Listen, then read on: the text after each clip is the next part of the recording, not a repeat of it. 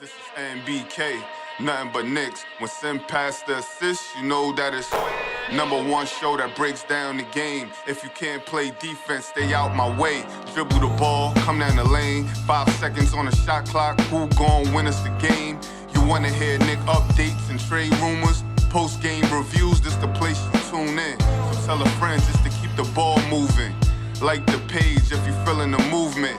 Every game we coming to win. Give us a sub like a player that came off the bench. This is NBK, nothing but Knicks.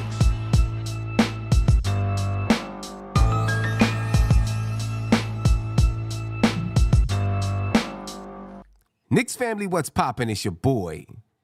Ladies and gentlemen, the cardiac Knicks were in effect tonight as they squeak past the Brooklyn Knots, 108-103. And I'm going to tell you what, and I know Jericho Sims and Precious, you know, they played decent. I'm not going to say they played terrible. They played decent, but not having Isaiah Hartenstein out there is very noticeable for me. You know what I'm saying? You know, you can see the the size difference. Excuse me. You can see the size difference. You know what I'm saying?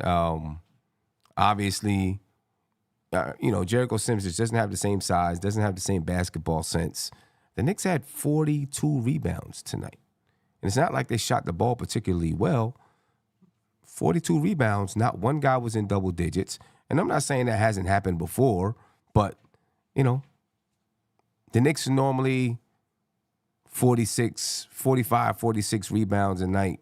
When we play against a bigger basketball team, I think it's going to really, really rear its ugly head. You know what I'm saying? But the Knicks struggled to get the win tonight. You know what I'm saying? They played, flip-flop basketball with the Nets all night long. Finally in the end, the Knicks, stopped playing games and pulled this one out. Some clutch shooting from, clutch buckets from Julius Randle. Some hustle plays. And the Knicks were able to pull this one out. 7 lead changes in this game. 10 times the game was tied. The biggest lead by the Nets was 10. The biggest lead by the Knicks was 5, and they won the basketball game by 5. They never shook this basketball team. They never shook the Nets until finally, at the end. You know what I mean? Tony, just your quick thought to this game, man. Yeah, man. It was a rough one up until that fourth quarter. And then, the Knicks finally started to take control and dominate. I think part of that also had to do with the Nets. They've been giving up fourth quarter leads right for a while now. And I'm sure, once we started to make our run, it started to get into their head psychologically. Started to seep in. That helped. You know what I mean? And we, we were on point mentally tonight down the stretch. Right. You know what I mean? Because the early in the game we weren't. You know what I mean? We were not playing a good game. They was taking leads from us and getting leads and everything else. So we need wins like this though. You know what I mean? Because these are going to be the type of games that we have in the playoffs where, you know what I mean, we giving up leads. We got to fight back. We got to mentally be tough down the stretch, and kudos to us for that. Yeah, no doubt about it. You know what I'm saying? The Knicks figured out a way to win this basketball game, and that is what they've got to do. Figure out ways to win, and they did that tonight against a team like the Brooklyn Nets. Listen, the Nets probably desperate because they haven't really been winning basketball games, right? So they were probably playing kind of desperate. Plus, it's, your crosstown rival. So you want to get this win. The Nets wanted to get the win, no doubt about it. So they came out and they played their hearts out. I mean, they played hard basketball. The Knicks, just didn't play their greatest. Obviously, you have a guy missing. You're missing 2 starting centers, right? You're missing your 2 starting centers. So right now, you're playing with your 3rd string center who's starting, and then, you're playing with your 3rd and 4th string centers out there on the floor right now. And I mean, the Knicks, they still won the battle of the boards 42-40, although, what's his name was trying to dominate on the glass, doing whatever he could. Nick Claxton. Right? Nick Claxton tonight had 17 rebounds. You know what I'm saying? But other than that, nobody else really rebounded the ball. And that's the one thing that the Knicks do have. Right? And it's definitely a positive. Although you're missing Isaiah Hartenstein, you're missing Mitchell Robinson, the Knicks have guards that can rebound the basketball. Right? Julius Randle can rebound the basketball. Josh Hart can rebound the basketball. OG can rebound the basketball. You know what I'm saying? So, that's definitely a positive. I mean, when you look at the Knicks, Randle had 9, Precious had 9. Josh Hart had his 5, Brunson had 3, DiVincenzo had 5. Jericho Sims only had 4 rebounds tonight, but it was, you can tell that I'm pretty sure, 5 for OG Anunoby. I'm pretty sure that Tom Thibodeau said, hey, guards, we need you to hit the boards too.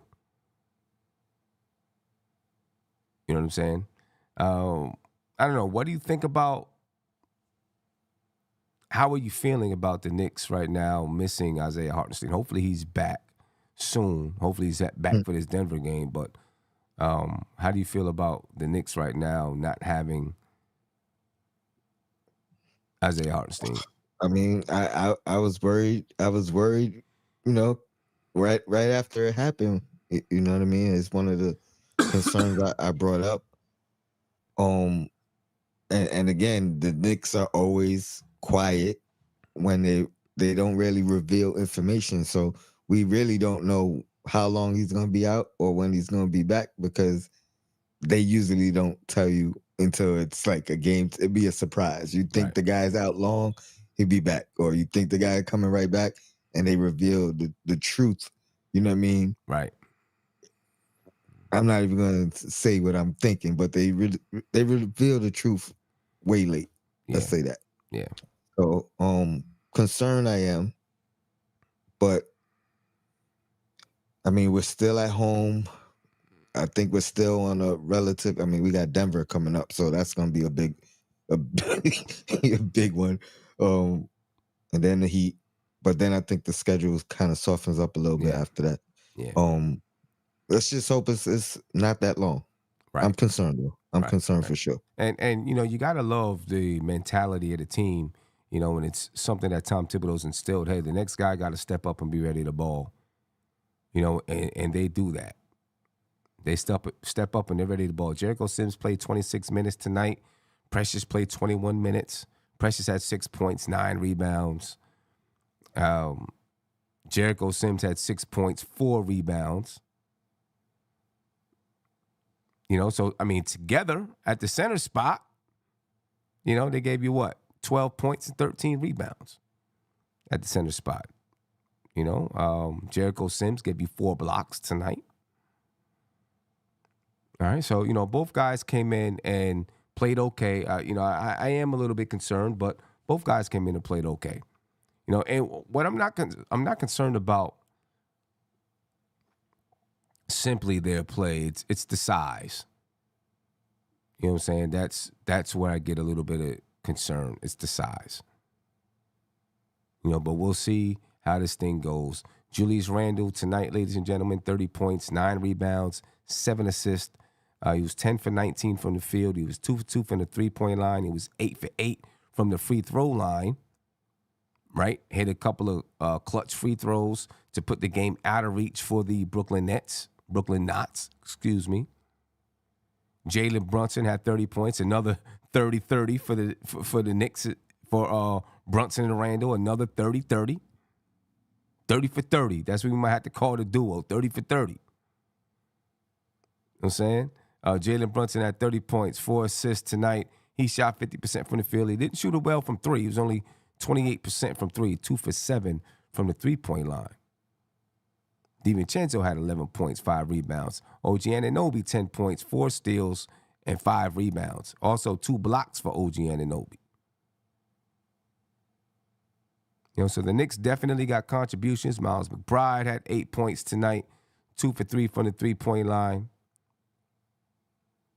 The Knicks got contributions all the way around the board, ladies and gentlemen, all the way around the board.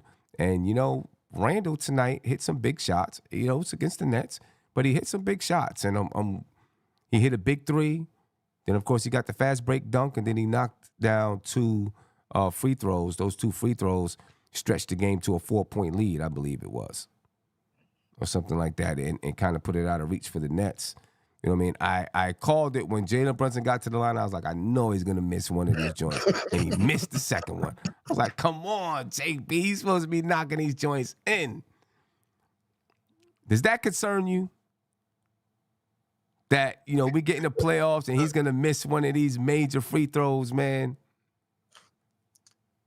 Yes, but pardon me. My bad. It's been a long day.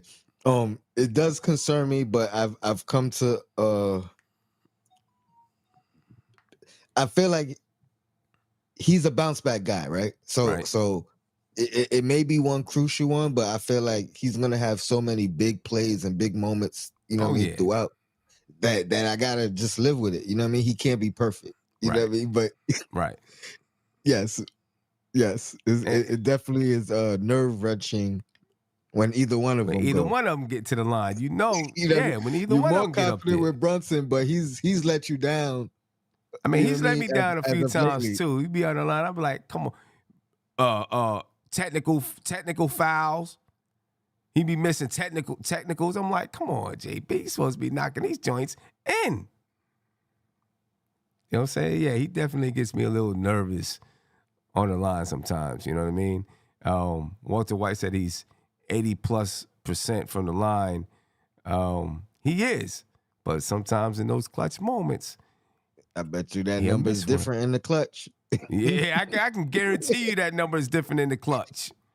I can guarantee you, that number is different in the clutch. No doubt about that. For Brooklyn tonight, they were letting scoring by Mikal Bridges. He had 36 points, 5 assists tonight. Battling to keep pace with his Villanova brothers. Cam Johnson had 19 points, 5 rebounds. Cam Thomas had 14 points tonight. Nick Claxton, 8 points, 17 rebounds for Nick Claxton. Dorian Finney-Smith, hit a big 3 in the fourth quarter. His only 3 of the game, hit a big one in the fourth quarter. I was like, he was like 0 for 7 or 6. Finally decides to knock one down in the fourth quarter to give him a lead. But, of course, the Knicks came right back and took the lead back. Ladies and gentlemen, the Knicks, I don't know, Tony, when is the last time the Knicks were 10 games above 500 this early in the season? Oh, it's been a while, and it's super encouraging, right? Because, you know what I mean? It's like, all right, can we keep this up? You know what I mean? And we're in a perfect opportunity right now to just who was saying it? Stack wins. Was it Brunson? Josh Hart, one of them guys was saying, stack wins. Yeah, perfect opportunity right now to stack wins. 10 games above 500, and of course, things get, the schedule just is easier. The Knicks made it through a really, really, the beginning of the season, a really tough part of the schedule. Now things are getting easier. You stack these wins, you put yourself in a very, very good position. It is looking like, the Knicks and the Cavs could be on a collision course for another playoff battle. I'm hoping that the Knicks can find a way to get up to that 3rd seed, but Philadelphia is balling too. So it's, that's not going to be easy to pass Cleveland or Philadelphia The Knicks just got to keep winning basketball games, to give themselves the opportunity to get there. You know what I'm saying? But you got to feel good right now with the Knicks being 10 games above 500 in January. I just don't remember the last time we were there. And we'll see if we can continue to do it. Denver, obviously, is a tough matchup. They just beat Indiana. You know what I'm saying? So that's going to be a tough matchup for them. And hopefully, their confidence should be high. You know what I mean? They've had a nice number of games with OG there. They're 10-2 with OG on the team. That's got to be the best record in the league since January 1st. I'm pretty positive the Knicks have the number 1 or number 2 record in the league since January 1st. Mm-hmm. You know what I'm saying? So, there's nothing to complain about right now besides the injuries. There's nothing we can do about the injuries besides the next guys step up and play. And, tonight, those guys stepped up, played decent basketball. And we'll see if they can duplicate or do better against Denver, because they'll definitely need, to play, get a little bit more on the boards, play tough defense on Jokic and all that kind of stuff. Now, the Knicks tonight, again, a low number of rebounds, 42. That could have just been the basketball game, right? Because it was a low-scoring game for a good portion of the basketball game, so it could have just been the game. But the Knicks did have 8 blocks tonight. They're usually not, getting that many blocks. The Knicks did have 8 blocks tonight. That's showing you that everybody, that Tom Thibodeau, in my opinion, let everybody know we need your help on the glass. We need your help defending the rim. Right? So everybody stepped up to do so. And yes, since January 1st was OG's first game with the Knicks.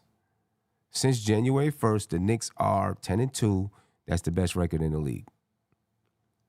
Do you believe in that? Just, with it being, do you believe in that? Okay, they're 10-2, best record in the league since January 1st. Like, do you believe, that's, well, let's put it like this. When I say best record because they have 10 wins. Yeah, they were 2. They were second. Right. And Cleveland has 8 wins, but they only have 1 loss since January 1st, Cleveland. So they're 8-1 since January 1st. The Knicks are 10-2. So that's the reason why, if you click on the win column, the Knicks have the best record in the league since January 1st. If you click on the loss column, the Knicks have the second best record in the league since January 1st. I believe in the defense, right? Because kudos to you again. You were saying we gotta get back to that defense. This is when you had a sweet spot at 114. They crushing your sweet spot. Yeah. They crushing your sweet spot right now. You know what I mean? Like that was my sweet spot. Like 115 was a sweet spot. You score 115. I thought it was a good balance between offense and defense for this particular team. But now they're winning games, scoring like 108. Or but keeping teams in, 100 points. Yeah. Like plenty of games under 100 points. Right. Like this is looking like the 90s. You know what I mean? Yeah. And this seems sustainable. Like before, I didn't know if we could get back to the defense, but what I'm looking at and what I'm seeing, it's not like OG's presence, the way he's able to, in one game, switch on whoever the hot guy is. You know what I mean? And just kind of slow him down. Next 2 possessions, he'll switch on to the center and do the same thing. You know what I mean? Like that we didn't have before. I mean, we had guys that Tibbs would put in that position. You know what I mean? But they weren't capable defensively the same way this guy is. Right. And Randall and Brunson are just like, you talk about A1 superstar, like they playing like superstars. They playing like they should be in the duo conversation. They should be in the MVP conversations. They should be in the All-Star conversation. Like, there's no conversation that they should be excluded from the way they're playing. Especially since the trade. Right.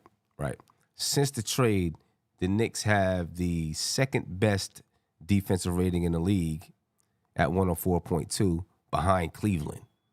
Like, the Knicks and Cleveland right now are battling for a lot of stuff. You know what I mean? And then offensive rating since the trade, the Knicks offensive rating is 117.1. That's 12th in the league. All right, where Cleveland's since January 1st, their offensive rating is 122.8, which is third in the league. Like, Cleveland is playing some really, really good basketball. But right now, the Knicks net rating is 12.9, and the Cavaliers' net rating is 20. You know what I mean?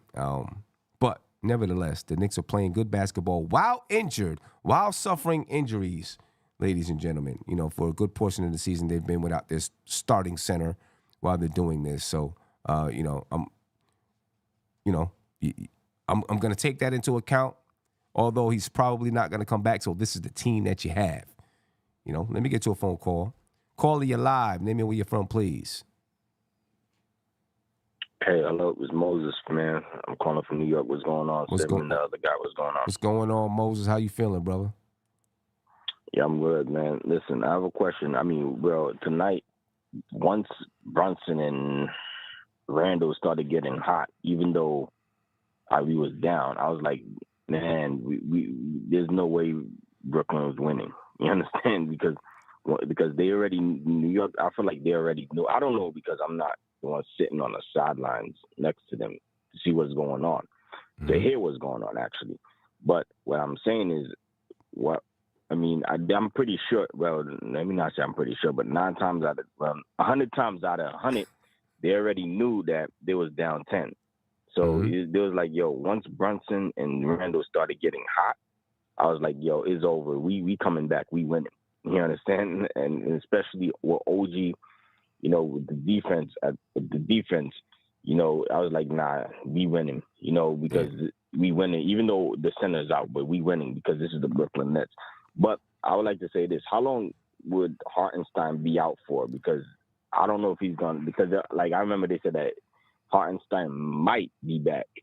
I don't know if it's sure, but Hartenstein might be back against Denver. Yeah, we don't know. You know, I think it's not. I don't think it's like super serious. You know, it's an ankle sprain. It's sore. You know what I mean? So I think there is a chance, and probably why they said if this was a playoff game, maybe he would have been able to go. Who knows?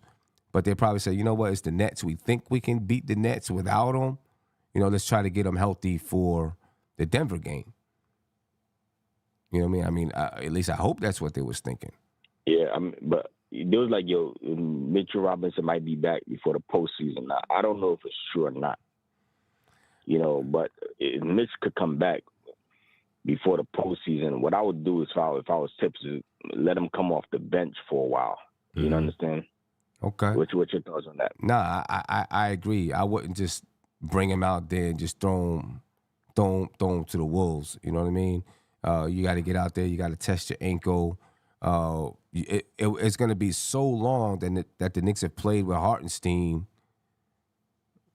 You know, putting Mitch out there at that point would be like, you know, making a big move before the playoffs. You know what I'm saying? Because now he's developed some chemistry with Brunson and with Randall and with OG and all of that. So at that point, you might as well just bring him off the bench.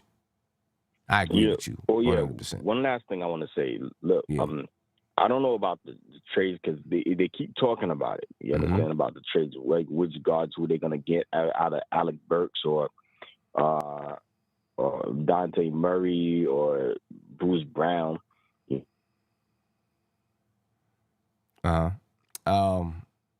I don't know. I mean, from what I read from Ian Begley, it's been kind of quiet either on Bruce the trade Brown front. or Murray.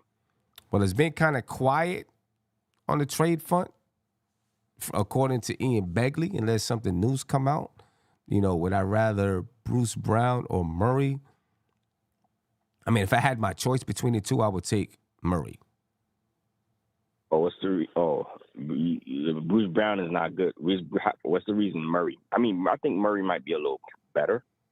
Yeah. I mean, Murray's better. I'm not saying anything negative about Bruce Brown, but it's just if I had my choice between the two, forget about the price and all that kind of stuff. It's just straight up. If I had my choice between the two, I'd take Murray.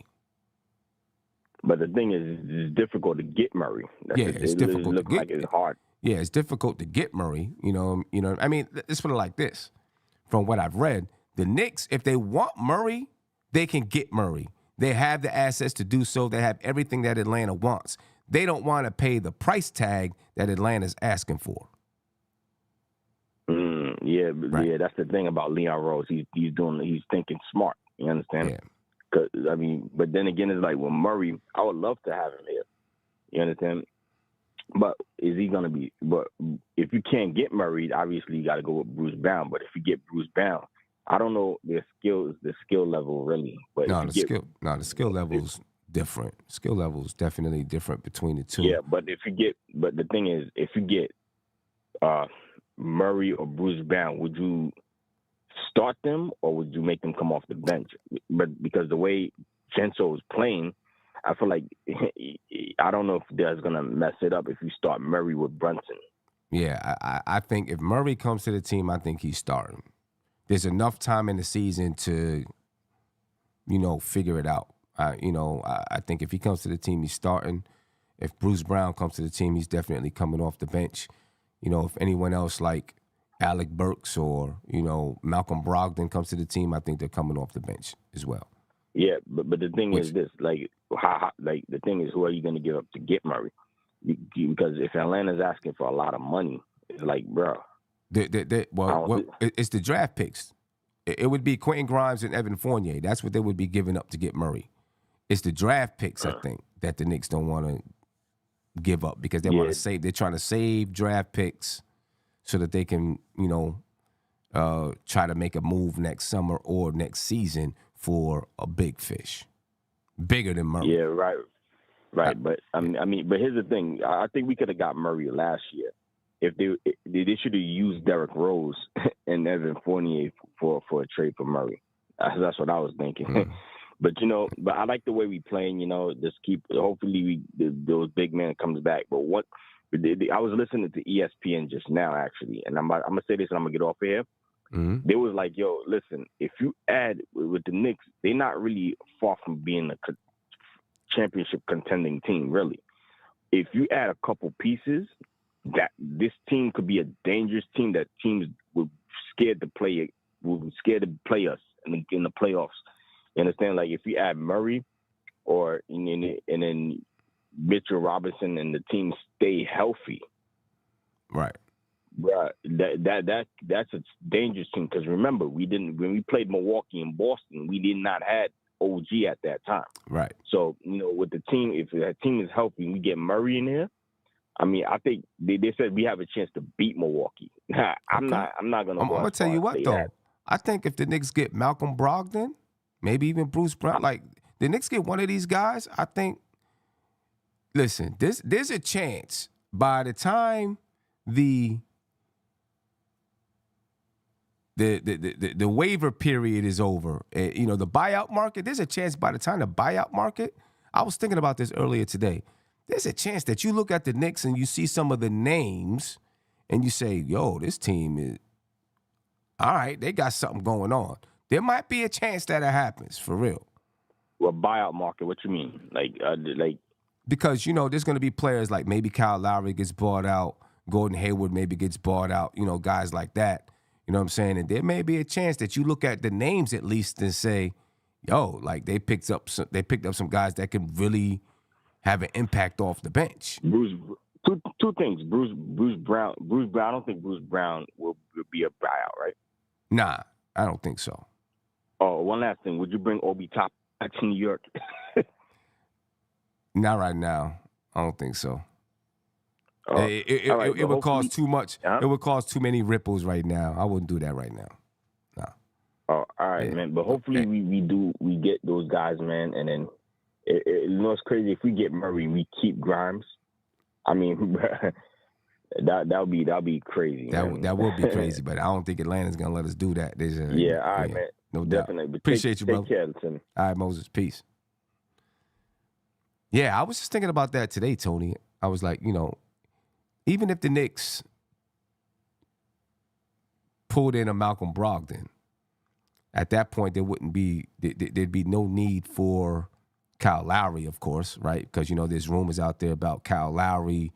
The Knicks bringing in Kyle Lowry off the buyout market, not trading for him because he's like $30 million or something, like $27 million, something like that. Not trading for him, but getting him off the buyout market. Also, rumors about the Knicks getting Gordon Hayward off the buyout market. If the Knicks get Brogdon, no need for Kyle Lowry. If the Knicks got like a Murray, you still might want to get a Kyle Lowry off the buyout market. And then you might end up with a Gordon Hayward too. That's what I was thinking. Like, that could be possible. You know what I'm saying? And I don't know how much value those two guys would have. I mean, Kyle Lowry would have value off the bench, even if you do have a Murray, you know what I'm saying? Which I don't think the Knicks are. I think from what I read with Ian Begley, there's a lot of interest within the organization, but the price tag Atlanta wants, there's not that much interest because they still they believe something's happening. They must believe something's happening. Something's going to come available over the summer or next year. So they believe something like that is going to happen. You know what I mean? Which is why they're trying to hodgepodge, I think, the bench together and all of that. You know what I'm saying? So who knows? The names on this roster after that buyout market, could give you the Arsenio Hall effect and make you say, You know what I mean? Could do so. I want to ask you about those names in a second. I'm going to get to Lauren from Cali, see what Lauren has to say. You know what I'm saying? What? Lauren, what's going on, brother? I'm good, man. First of all, how's everybody doing? Good? Good. Doing good. I'm loving that King Benny, by the way. It's fire. But anyway. Appreciate that. Yeah. A lot of people like it. I want to say this, right? Because I'm reading a lot of the comments. Mm-hmm. Murray, I respect the dude. He's a great player. I don't know if he makes sense for what we got going on right now, especially for what it's going to cost to trade him. Miami just traded 2 hot dogs and a bacon wrap for Terry Rozier, who scores 4 less points than Jalen Brunson and does the same rebounds and assists as Jalen Brunson. And they just traded literally nothing to get him, right? So I don't know why we are looking to trade for DeJounte Murray, who I don't really believe is going to fit as a starter. I think Dante DiVincenzo is a better starting fit alongside Jalen Brunson and Randall. Okay. And if we're going to bring Murray, I highly doubt we're going to pay $30 million to somebody coming off the bench for the next 4 years. At least, well, for this year, I still don't think it makes sense. Going forward, I don't think it makes sense. But that's to the side. There's this misconception that the Knicks are this building team and, we're waiting for the big trade this offseason. I think this season is the Knicks' best chance to win a championship. This exact season. And this is why I think this trade deadline is the most important in Leon's stretch going forward. Okay. And the reason why I say that is because, as we've talked about multiple times, we have 2 All-Stars who are getting paid less than some role players, a.k.a. stack the deck as much as you can and go for it now. Because once Jalen Brunson goes to $50 million, OG goes to 25 or 30. Hartenstein is probably gone after the season because he's unrestricted, right? So we don't know if he's going to stay. If he's going to stay, he's going to get a bag from us, right? A lot of things are going to change after next year that actually slim our chances to win. So I keep hearing people say, like, no, we're waiting for this star. We're going to trade for the star. It's like, number one, that's not certain. We don't know which star we're going to be able to trade for. Number two, as you just said, if you actually look at the Knicks roster and the players that we can get through trade, this trade deadline, there's only 2 teams I put ahead of us in the playoffs, Boston and Miami. I don't fear Philadelphia. I don't fear the Bucks. I don't fear anybody in the East outside of Boston and Miami. Those are the only two teams whose rosters I can say, you know what, they have top-heavy talent, but also have a bench. Outside of that, I think we're number 3. Okay. Right? And I'm not willing to go after this year thinking that we're going to trade for some star that's going to get us to the promised land when we already have a roster that we can actually build upon right now and challenge for a championship. But I think, Do you agree? I mean, I do think there are probably, listen, I would agree. If you're not getting that right superstar, there's no sense to go after them. It's not, no sense to just add somebody just to add somebody. Right? And I do think you can add a couple of pieces to this roster, and I'm going to say be in the mix in the Eastern Conference. I'll say that. Right? I think, if you add Malcolm Brogdon and then, you add Malcolm Brogdon, maybe you need another center somewhere that you can find. I think you can put yourself, at least in the mix. Right?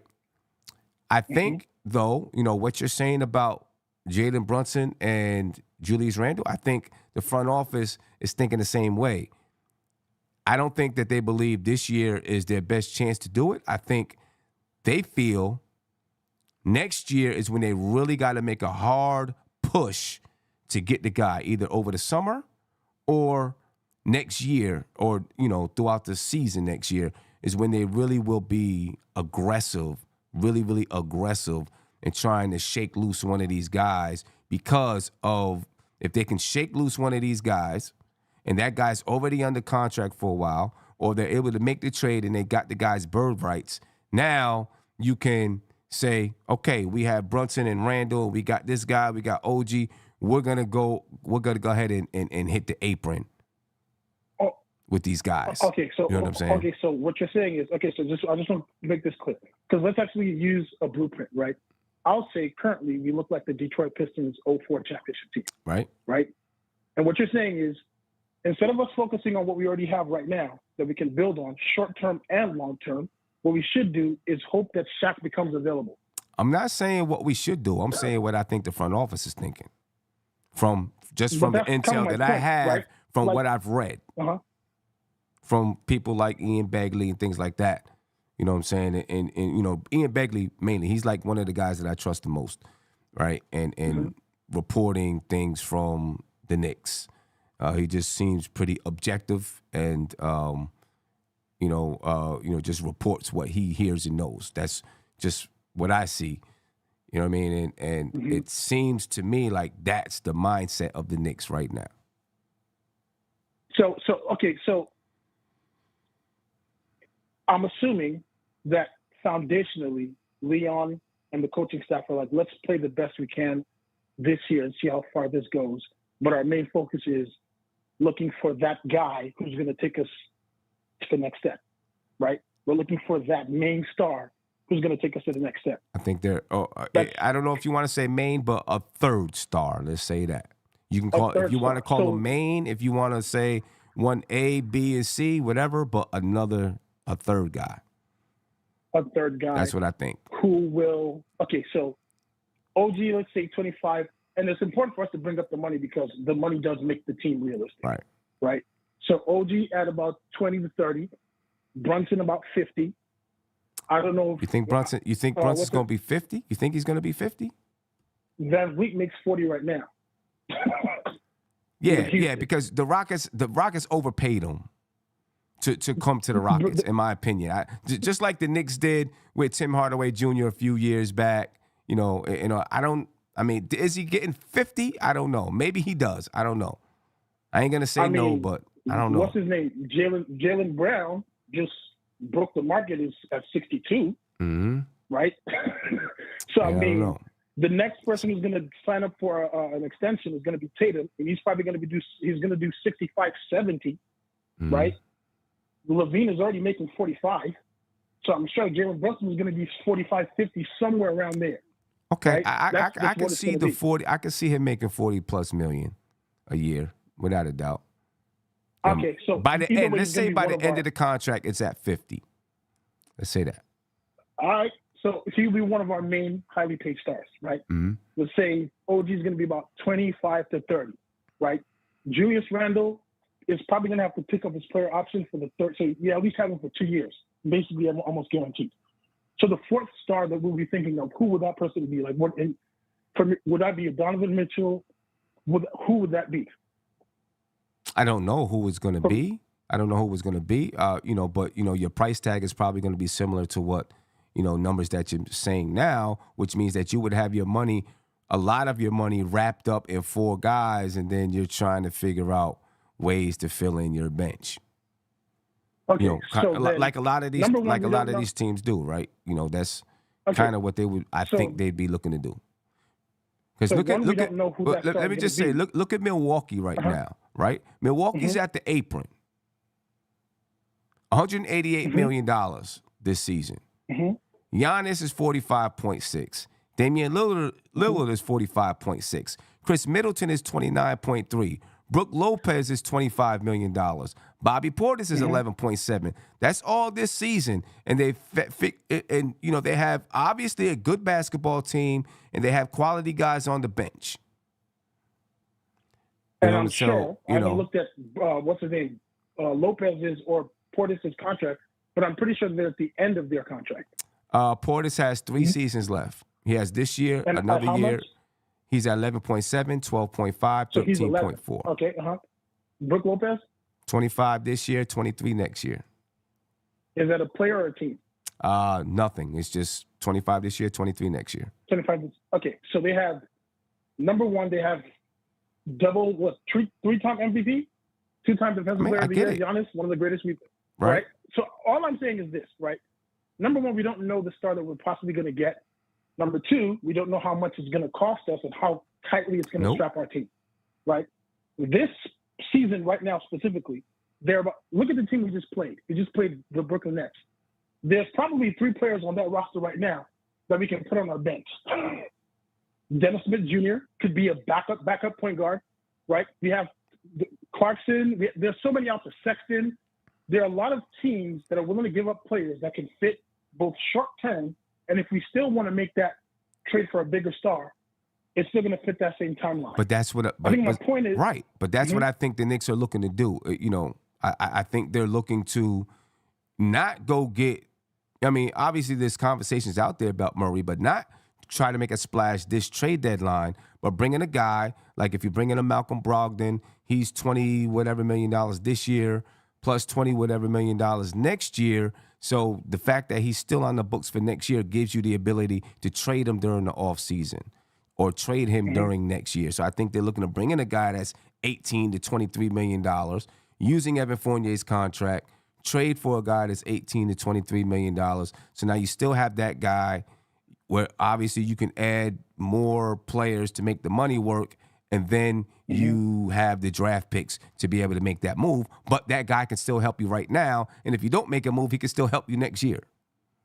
So that's what I think they're trying to do. Look, Brogdon, when we played the Portland Blazers, there was a center that played for them. He was on a 2-way contract. I can't remember his name. This African dude was about 7 feet 100. Yeah, I remember that he was dude. Blocking everything. Exactly. Yeah, blocking everything. If we could get blocking everything. If we could get Brogdon and him, because I think we need 2 players. We need a backup point guard because our second unit needs a floor general. And then I don't know if we need a center per se, because we have 4 of those. I don't know if Mitch is coming back. They said he might. We have Hartenstein, Sims, Precious, and Mitch. If we added a 5th, I don't know. I think we need like a poor man's OG Anunoby forward, power forward guy, and a floor general, and I think we're good. But I know, I'm going to say it again before I leave. I think this is our best chance to win a championship this season. All right. Well, we'll see what we do. I know a lot won't agree right now, but I think this is the roster that we have right now, adding 2 more efficient, high role playing, whatever positions they are. I think this is our year to win a championship. Okay. This idea about this big star that we can add, I'm not sure. All right. Well, you know what? Our next game, we play the Denver Nuggets, the reigning champions. You know what I mean? Obviously, we're going to be, we could really be undermanned without having Isaiah Hartenstein. So, but how we play against Denver, I think can tell you a lot. And I think the Knicks are going to be looking at this as one of those test games as well. We shall see. Yeah, we shall see. Hey, man. Hey, I appreciate the call, Ron. Always love the call, man. Always. Peace. What do you think, Tony?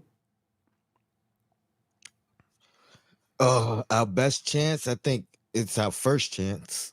I won't say out. You know what I mean? Okay. I think we're gonna get better as time goes on. We stacking players now too. You know what I mean? Like we picked up Hart. You know what I mean? We just got OG. I think these guys are long-term guys. I think the next move is going to be the best move. I've been saying that all along. And it's not going to be a one and done. It's going to be a window. So it's going to be best chance to date, but I think it's going to get better. You know what I mean? Yeah. Okay. All right. What do you think about, what I said earlier about Kyle Lowry, Gordon Hayward, that whole scenario, what do you think? I think both of them will be options. I've been on the not even saying the Hayward train like advocating for it, but I because he's been in Knicks trade and signing, you know what I mean? Like the Knicks have been interested in him for a while. You know what I mean? Like since the beginning, since Thibodeau been here, there's been speculations about Gordon Hayward being brought here. So if he's on a buyout and it's a minimum contract and he's a bench guy, I could definitely see the Knicks doing that. And this might be one of the first times, maybe ever, where the Knicks are in position, like a good team, where buyout candidates are going to be looking at us. Right. You know what I mean? So it's not even so much about us, because we never been, you know what I mean? They want to contend most of the time, these buyout options. We haven't been in that position. So to Lauren's point, you know what I mean? We're in that position now to where some of these buyout guys, they're going to be interested in us. You know what I mean? And that's going to be great. Yeah, no doubt about that. And I take both of them in the second unit, you know what I mean? With the number one, like Kyle Lowry, it won't be, he was needed a lot more in Miami than he would be for us. Right. You know what I mean? So his role would be so reduced that I think he would be more effective. And I think you could say the same for Gordon Hayward, who also could create for himself and others. And obviously we know what Lowry brings. So yeah, I definitely see that as an option. Yeah. It's going all in. Yeah. Yeah, I can see it. We'll see. I can see it. Kerry Cox said Hayward is a walking infirmary. I mean, he is. You're not lying. He is. But like Tony said, you wouldn't have to rely on him as much. You know what I'm saying? You wouldn't have to rely on you wouldn't have to rely on him. You know what I mean? Did you have any key play or key decisions in this game that stood out to you? I know it was a Randall assist, and it was either in the third or fourth quarter, but I can't I can't put my brain around exactly what the play was. He was driving and he dished it off to somebody for a dunk. Precious. Yeah, Precious. There it is. Yeah. I don't know. It was just, and I feel like his passing is getting a lot better. You know what I mean? He's still putting a lot of fire, a lot of heat on it. Yeah. You know what I mean? But his vision, still faking the no looks and all that. Yeah, but I'll take the fake no look. I'll take the fake no look. Yeah, I'll take it without a doubt. My key play came in the fourth quarter though, and it included Randall, but it was really a team sequence. All right, in the fourth quarter, you see Brunson bringing the ball up the court. All right, comes off the screen, penetrates, gets blocked by Nick Claxton. And right here, I was like, man, I thought Brooklyn was going to score. Hustle play by Josh Hart, by Precious, by OG. Josh Hart gets the ball, kicks it to Randall, who kicks it up to Brunson, back to Randall for the dunk. Ladies and gentlemen, the Knicks go up 103-101. And that was it. The Knicks didn't look back. Right? They scored 5 more points after that. And the game was pretty much in the books. But that was the play, and you see it again right here. Just great hustle play from Josh Hart. To bother, I think that's Dennis Smith Jr. OG's there.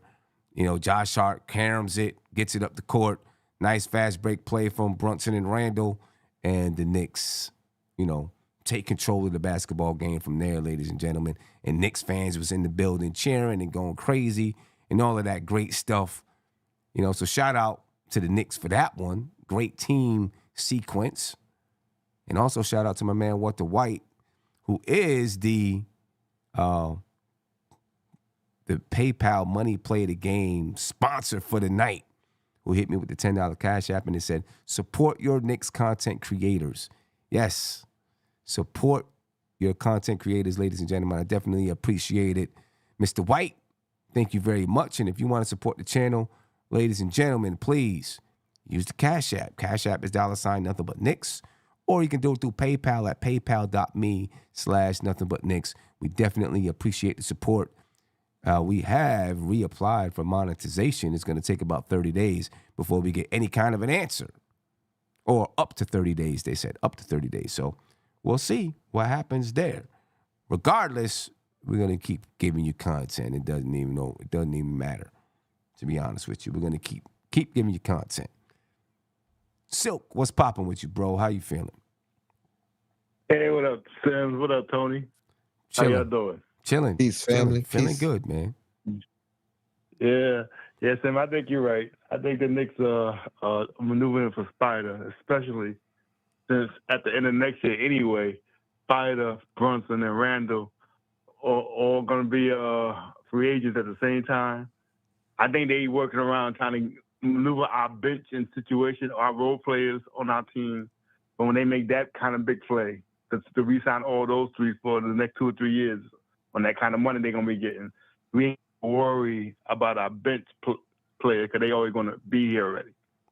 I see that's how they kind of maneuvering. Mm-hmm. And it was funny. They asked Mikal Bridges on the post-game interview, how does it feel to hear Knicks fans, he goes, it don't feel good to hear like it's a road team in my own house, and Josh Hart texting them, give me a call, bro. I'm like, that's he foul.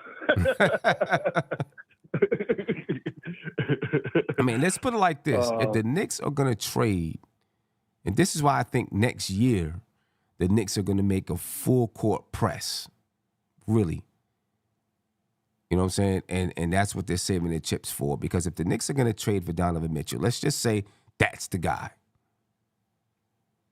Right? I'm not saying if they should or shouldn't. I'm just saying, let's just, hypothetically speaking, let's say that's the guy. He'll make 35.4 next year. And then he has a player option for $37 million. So if there's any time to trade for him, it's this summer. Right. Right?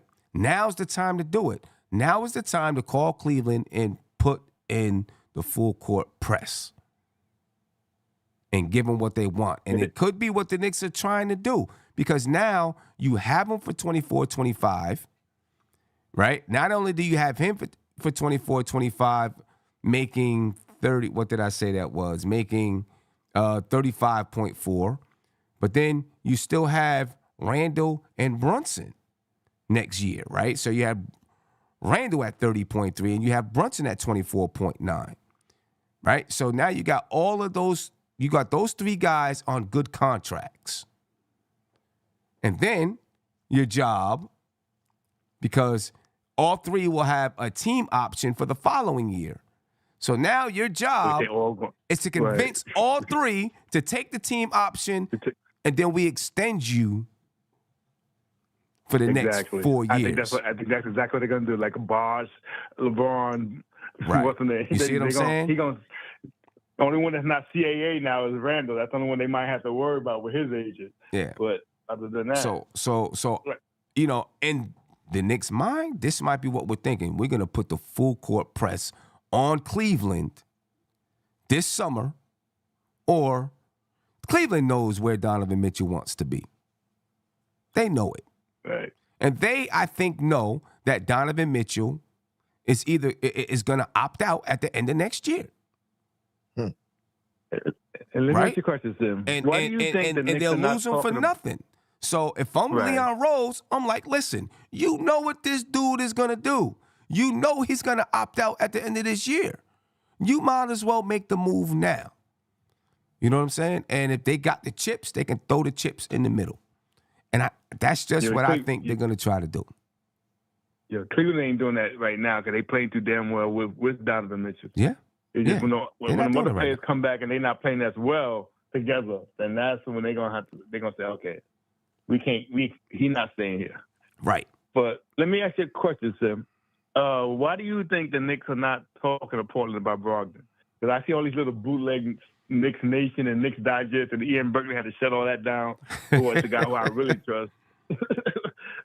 They talking Brogdon, and we're not even having Knicks ain't even having a conversation with Portland about Brogdon. What do you think that is? I think they probably did have conversations, and they know what Portland wants for Brogdon.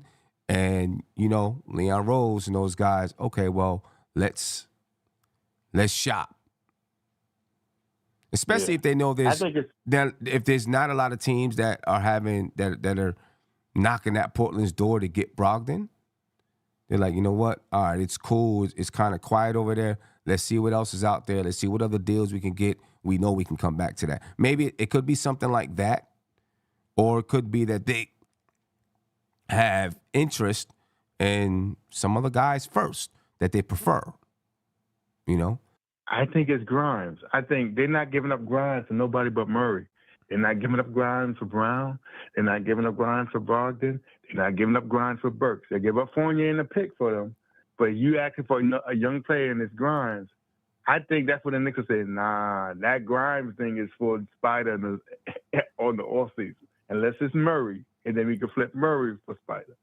I think I think Grimes is the reason why they're not doing the Brogdon.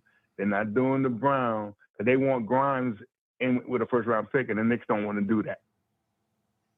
Yeah. So unless it's Murray. Right. Yeah, I don't know. We'll see. I mean, listen, the Knicks are going to do something. I have no doubt in my mind. The Knicks are going to do something. This bench, I think, is going to look different by February 8th. Are you worried about Ihaw's Achilles? Now they say the ankle. Now I'm here. It's an Achilles thing. That's right. It's making me more nervous. Achilles tendonitis in the Achilles or something like that. Am I worried about it? I mean, you definitely got to watch it. So, yeah, I'm a little worried. I need a gaffer signing now, son. That's what I'm saying. I need a gaffer signing. Give me gaffer from the Wizards. That's insurance. Yeah, maybe. I don't know. Maybe. But yeah, so that's what listen, I'm just speaking from my mind and what I think. That's what I think the Knicks are thinking. Get that guy. We have all three of them in contract, under contract. Convince all three of them to take the team option. You know what I'm saying? So now you have all three of them for 2 seasons under really, really good contracts where you can start to fill out the rest of your basketball team. Make sure that you have a bench and you have, roles filled, and then sign them. You know what I'm saying? Because you got to have to sign OG first, right? And then sign the other guys, and bam. You know what I'm saying? Now you got like 4 really good players that fit together really well. 5 with Mitchell Robinson because he's already under contract. You know what I'm saying? So like your starting 5 is there. Depending on who you might have to give up, you lose a couple of players, Dante or Hart or whatever, for to get Donovan Mitchell. Maybe, you know what I'm saying? You lose that, but you are still able to fill out the rest of the roster, and then you're able to extend all of those guys at the same time and, play it out, then play that out. You know what I mean? So it makes sense. I see OG opting on like the other guys, and then they extend them. I see that's already been agreed upon. Yeah, it makes sense. We'll see if it actually happens, but it makes sense that would be what they try to do in next year, try to put the full court press on Cleveland. And before I get out of here, sir, I got one question. What do you think is really going on with Milwaukee? I don't know, man. It's crazy. I read something today where Giannis said that Adrian Griffin or whatever, he told his brother that. But that's like we say some lies sometimes. They be doing some prank stories. That's like I can't really trust. I saw that too. Okay. Well, maybe. Remember the time Yeah. Remember the time I sent you guys the thing about Carmelo coming here on a 10-day? I got it for them for that site.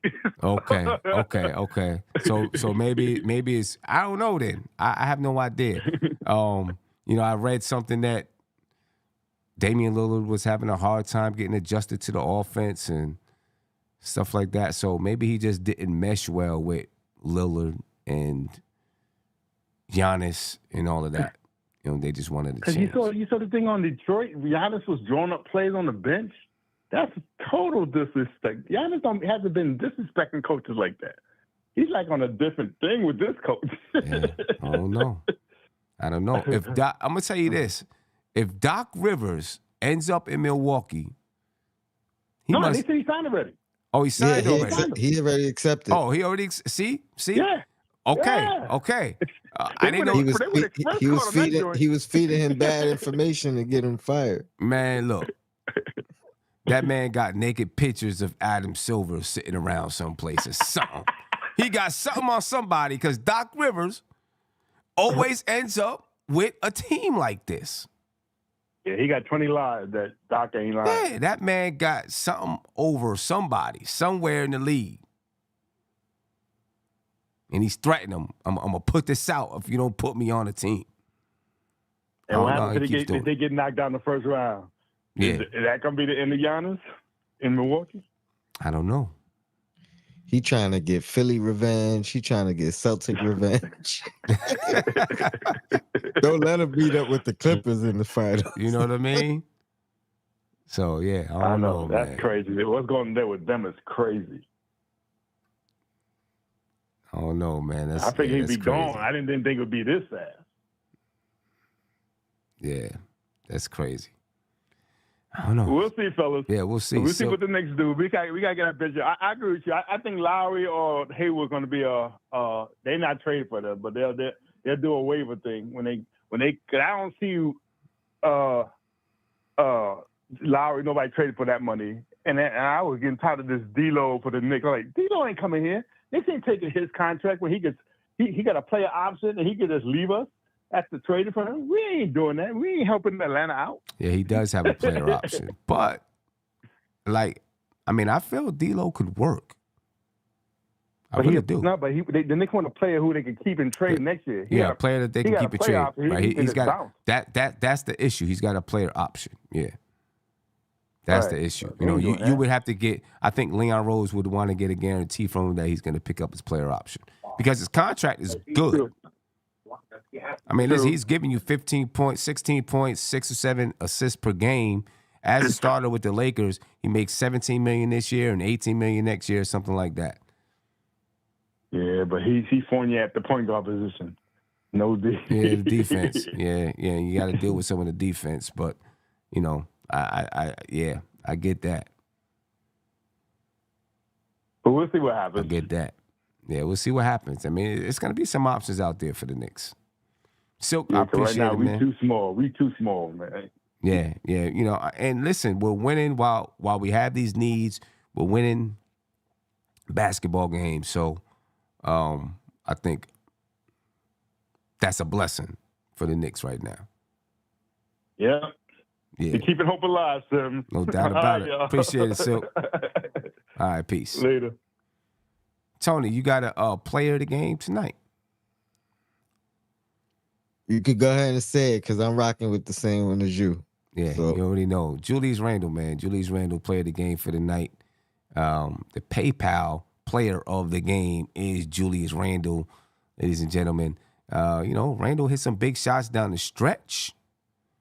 Some big free throws down the stretch. Shot the ball well from the field. I think he started off the first half not shooting particularly great, but he ended up shooting 10 for 19 from the field, 2 for 2 from the three-point line, 8 for 8 from the free throw line. Almost had a triple-double, 30 points, 9 rebounds, 7 assists. He did have 4 turnovers on the night, but for the most part, Randall played a good basketball game and came up with some big shots when the Knicks needed them.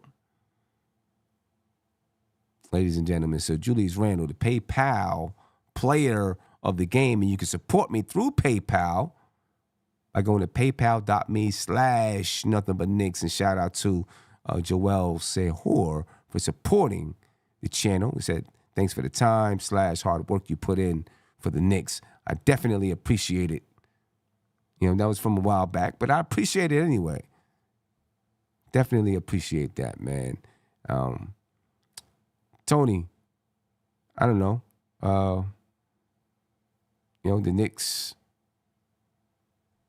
play Denver on, what is that, Thursday? What's your thoughts on that game?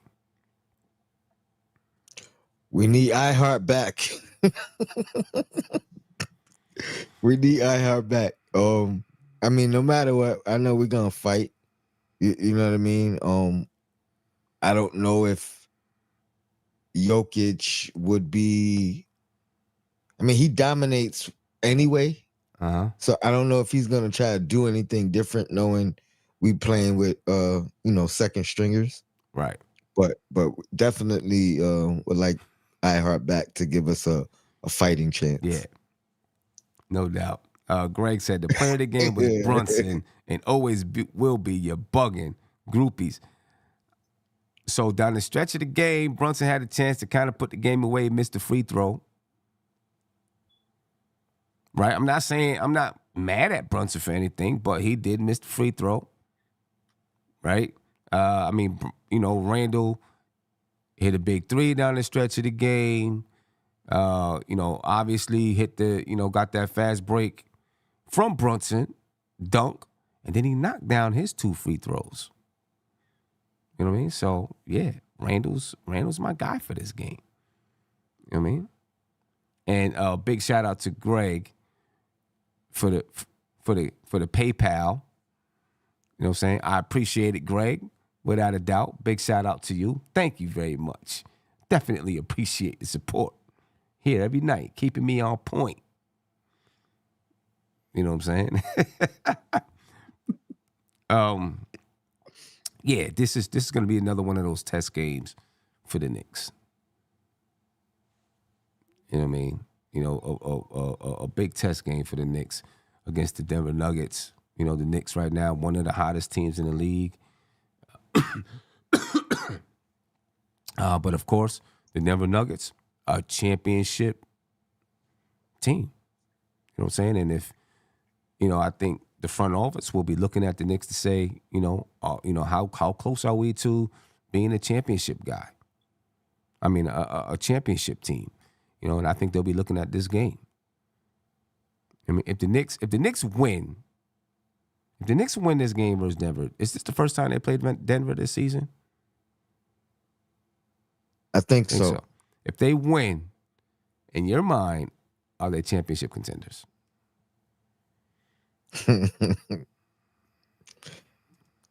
I mean, we gotta let it play out, man. We gotta let it play out. I mean, when we beat them last year, both games. So you know what I mean. That's true. So I ain't gonna jump out the window. What I'm gonna say is another statement victory, because we need to keep getting those. You know what I mean? We've been doing what we're supposed to against the sub 500 teams. Let's start shocking some of these top dogs. You know what I mean? I mean, yeah. Listen, we beat Minnesota, one of your top teams. See what we did to Philly. Finally got a win versus Milwaukee. You know what I'm saying? You know, and when we beat those teams, when we beat Minnesota, was RJ still on the team when we beat Minnesota? I think so, right? I think RJ was on the team. When we beat Milwaukee and when we beat Philly, he was on the team. You know what I'm saying? Jamrock said, we're not even Eastern Conference contenders. Keep the windows closed. I'm not ready to. We'll see. I don't know. Listen, the only team we haven't beaten out of that top 3 is Boston. And we haven't played Boston with OG yet. You know what I'm saying? So we will see what this team is. I think, the team is growing. I know people are scared to answer the question. People are scared of it. People don't want to say, yeah, we're a contender now, because they don't want to be disappointed. But, I get it. I dig it. Trust in the team, though. They're playing good. You know what I'm saying? They're playing good and they're growing. Jamrock said, nah, Sim, you got the window stepping out on the ledge right now. I mean, I'm seeing a lot from this team that I like. A lot that I like in the way that they're playing. For years, people said Randall couldn't get better. He keeps getting better. When Brunson came to the team, a lot of people was like, he's just going to be mid. He's going to be all right. You know what I'm saying? Obviously, you see what Brunson is doing. Like, the Knicks have done some really, really good things. And I like the way that OG fits. He's made the team better defensively. If the Knicks can add some pieces to become better offensively, some things that we can do. Damian Morgan said, we're 8-17 versus teams over 500. You are exactly right. We're 8-17 over teams 500, right? We also played Milwaukee 4 times. We played Boston 3 times. I mean, look at the teams that, come on. Those are the 2 top teams in the Eastern Conference that we played 7 times already, and that was before January 1st. So of those 25 games you just stated, 7 of them were against the top 2 teams in the Eastern Conference. And we still got to play Milwaukee in the 5th time, and we got to play Boston 2 more times. We'll play each of those teams 5 times this season. Not to mention the back-to-backs the Knicks had at the first half of the season. Played more away games than home games. Like, way more away games than home games this season. You know what I'm saying? Like, you got to factor those things in, too. Because the Knicks had, when I say a tough schedule, it's not just tough because of who they played. It was tough because of the travel and the back-to-backs and all that kind of stuff. You got to factor those things in. You know what I mean? Just saying. And you got to factor those things in. Get to a call. Call you live. Name and where you're from, please. Yes, this is George from the Bronx. George, what's popping with you, brother? How you feeling? I'm doing good this evening, Sim. Hey, Tony, how you doing? Peace, fam. My bad. I was muted. Okay. Listen. I'm not, you know what I'm saying? When you make the statement about a statement game, I don't believe in statement games because the season is far different than the playoffs. You know what I'm saying? Playoff basketball is entirely different. We can beat a team. We can beat any team almost any given night. But in the playoffs, it come down to, can we beat them 4 out of 7? Because in the playoffs, that's when the coaches get involved. Adjustments are made. They have time to sit down and watch film. You know what I'm saying? Constantly about the same team. It's an entirely different beast. Yes, we're playing excellent. We're playing very good. I haven't seen the Knicks play this good since the 90s. You see, we are a piece or maybe 2 away. We don't necessarily need a superstar now. We don't necessarily need another superstar now. We need a couple of more strong role players because we have a good core. Yeah. We have a very good core. Yeah, let me tell you why. I do believe in statement wins, and I do understand. You got to play that team, maybe 7 times in the playoffs, right? Josh just brought up, well, we beat Miami, then we played them in the playoffs, but then of course there were other factors with injuries and all of that. And let's not say that. Josh, don't say that there wasn't, because there was. Because you even said to yourself, if we had Emmanuel quickly, I think we beat Miami. So yeah. But I do believe in statement wins, right? You know, Okay. I believe that those type of wins help to elevate your team. When you're a team that is looking up, I think when you prove to yourself that you can beat those teams, it helps to elevate your team. You know what I'm saying? So, like, you know, the statement win, you know, a lot of people look at it as a statement to the league, but I also think it's a statement to yourself.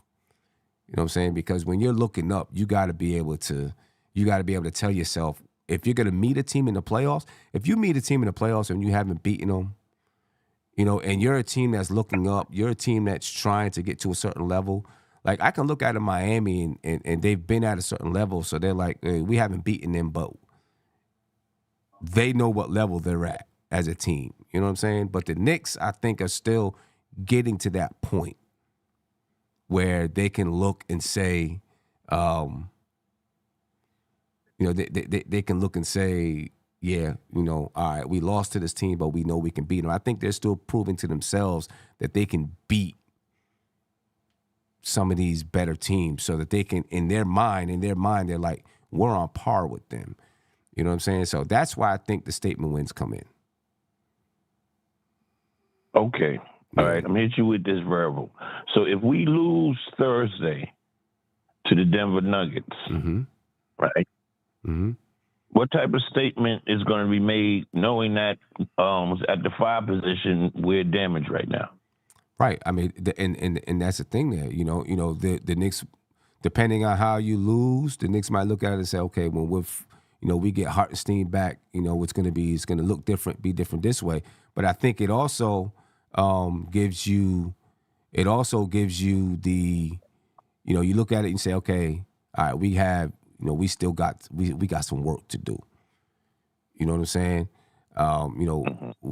You know, we know we really gotta get better in this area, that area, so on and so forth. You know what I mean? But you know, when I think when you get one of those wins, you make a statement to yourself to say, you know, we can beat these teams. You know what I'm saying? Now, can we do it over and over again to win a championship? But if I can beat it one time, all right, how do I duplicate to try to do this again? And I know they're gonna make adjustments and all those type of things, but how do I do it again? You know what I mean? Okay. And let me just say this. Yes, Josh, that is in my mind. And you know why it's in my mind? It's in my mind from experience. Let's put it like that. As a coach. You know, there's no one that could tell me that beating a team, whether it's in the regular season or not, doesn't give me the confidence that we can beat them again. Doesn't give your players and your team the confidence that you can beat them again. You know what I'm saying? So, no, it's not a statement in the fans' head. When you beat a team, when you're a player on a basketball team, and Josh, I don't know if you've played sports, but when you're a player on a team, you want to win because you've got to prove to yourself that you can win. Just like a little kid beating his older brother, right? When they beat their older brother for the first time, they are excited because they're like, yo, I'm making progress.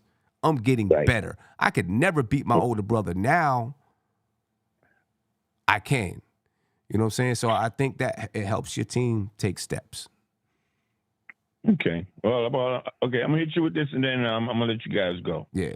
You know, I think the Knicks played all of their statement games last year. Okay.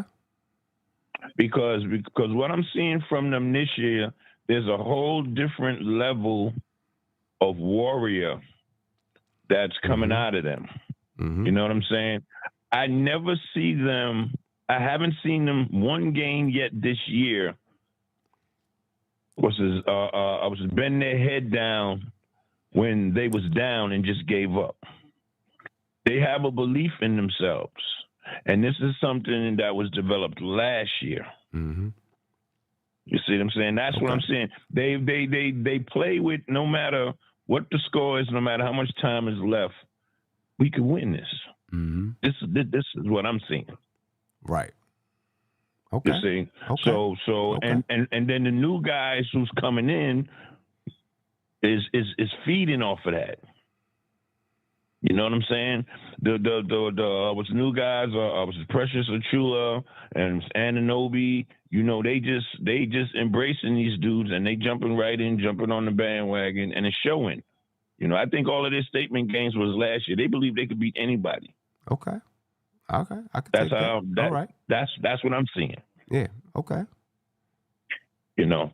Hey, listen, I appreciate what you're doing, man. Yeah, man, I I hope they appreciate you, bro. remonetize you, man, so you I can hope- get some bread up I hope so, and stuff man. like that. I hope so, man. You know, if not, I'm gonna be writing appeals.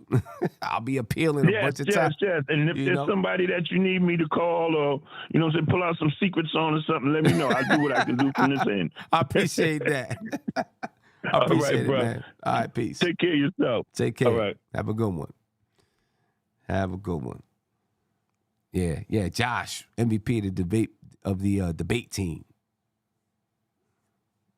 Yeah, he was MVP of the debate team. No doubt about it. You know what I mean? Anyway, Tony, any last thing? Josh was all city contrarian. That's what Zabby said. Any last things you want to add, Tony, before we get up out of here? Oh man. Nah, man, good win. I'm having some technical difficulties right now with this the Losers Lounge, but we're working on it. Yeah, So we're working on it. It may be a little bit late, but yeah, maybe a little bit late. If I guess if we don't get it tonight, then maybe tomorrow morning. If we can't get the things in, you know what I'm saying? Ralph, you said Losers Lounge tonight. We're working on it. We're working on trying to get that Losers Lounge up for tonight. You know what I mean? We'll see if we can get it up for tonight. But the plan is to do it tonight. You know what I mean? So, as soon as we get... Here go Greg. Nope. I want to get Greg and Josh live on the same show. You know what I'm saying? I want to get them live. Greg, I need to send Greg the link. Give me your email, Greg, so I can send you the link. We need to get you on the show. We need to get Greg on the show. Word up. Ladies and gentlemen, I'm going to get up out of here. All right, so we can try to get this Losers Lounge up and going. You know what I'm saying? And, so just look for that notification. We're going to figure out a way to make sure we get everything that we need so we can get this thing going now, ladies and gentlemen. We appreciate your time. Tomorrow's Wednesday. Tony, you got shows tomorrow? Might drop a surprise one. You know what I mean? I'm off. I got some time. I know Queen got ladies' night tomorrow, so I'll make sure it's before ladies' night. Okay. So I could check into that. But yeah, I'll see if I'm gonna be able to. I got early practice tomorrow from 5 to 7. So I'll see if I could do anything on. If not, actually from 4 to 7 because we got to look at film, and because we got a game Friday, so luckily we got two days to look at film and break down film on this team. So I'm gonna spend some time getting the film together tomorrow and, see if we can go out and do what we can do on Friday. But folks, we appreciate your time and just look for that notification for the Losers Lounge. We out. Peace. This is NBK, nothing but Knicks. When Sim passed the assist, you know that it's #1 show that breaks down the game. If you can't play defense, stay out my way. Dribble the ball, come down the lane. 5 seconds on the shot clock, who gon' win us the game? You wanna hear Nick updates and trade rumors? Postgame reviews, this the place you tune in. So tell a friend just to keep the ball moving. Like the page if you feeling the movement. Every game we coming to win. Give us a sub like a player that came off the bench. This is NBK, nothing but Knicks.